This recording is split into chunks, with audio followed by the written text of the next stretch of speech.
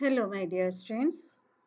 Today we will continue our chapter Infrastructure. Today we will discuss indicators of health and health infrastructure, critical appraisal. Indicators of health: infant mortality and maternal mortality rates, life expectancy, nutrition levels, incidence of communicable diseases. You can see in the table India's expenditure on health sector is only 3.7% of the total GDP. This is very low as compared to other countries, both developing and developed countries.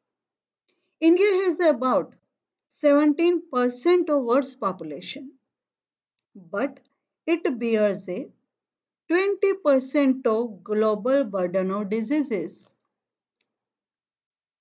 What is global burden of diseases? GBD.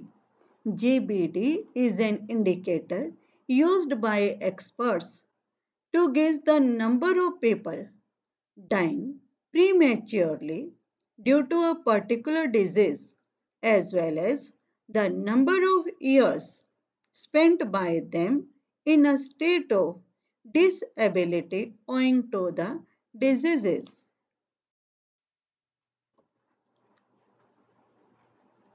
More than half of GBD is accounted by communicable diseases such as diarrhea, malaria, and TB. A 2017 study shows nearly two-thirds of GBD, now known as total burden of disease, was caused by non-communicable diseases associated with heart, respiratory system, lungs, kidney, and lifestyle. And out of 4.1 million early deaths occurring globally due to air pollution, the proportion of deaths occurring due to cancer injuries has been increasing over the last 2 decades. Every year, around 5 lakh children die due to waterborne diseases. Now we will discuss rural, urban, and poor rich divide. Differences in medical health care between urban, rural, and poor rich. Only one-fifth of total hospitals are located in rural areas. Rural India has about half of the number of dispensaries.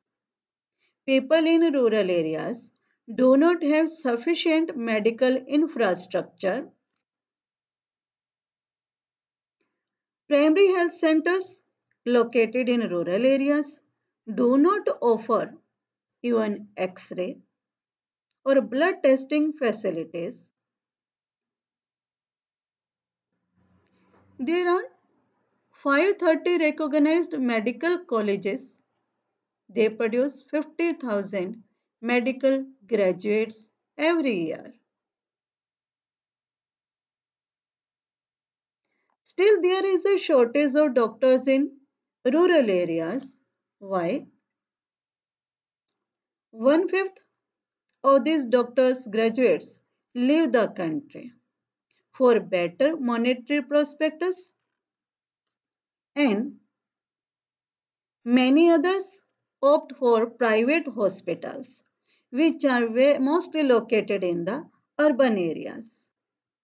Poorest 20% of Indians living in both urban and rural areas spend 12% of their income on health care, while rich spend only 2%. Women's health. Women constitute about half the total population in India. They suffer many disadvantages as compared to men in the areas of education, participation in economic activities, and healthcare. Child sex ratio has been decreased from 2027 in 2001 to 919 in 2011. Health, a basic human right. We will discuss now. All citizens can get better health facilities if public health services are decentralized. Success against diseases depends upon education and efficient health infrastructure. So, it is necessary to create awareness on health and provide efficient system. The role of telecom and IT in this regard is very important.